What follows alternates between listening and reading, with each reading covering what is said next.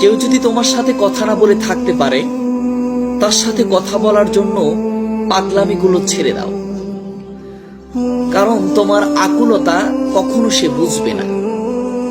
কেউ যদি তোমাকে কষ্ট দিয়ে স্থির থাকতে পারে, তবে তার জন্য অস্থিরতা ছেড়ে দাও। তোমার কষ্ট তার কখনোই বিচলিত করবে না।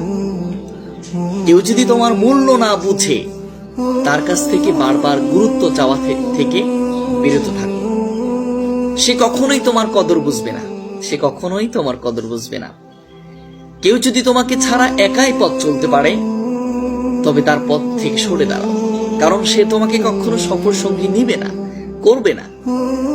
এই জন্য একজন মানুষের জন্য গুরুত্ব দিচ্ছে না, একজন মানুষ তোমাকে কোনোভাবেই তোমাকে কি করছে না, গ্রহণ করছে না, তোমাকে প্রতিটা মুহূর্তে অবহেলার পাত্র হিসেবে গ্রহণ করছে, তাহলে তার পথ থেকে সরে দাঁড়াও।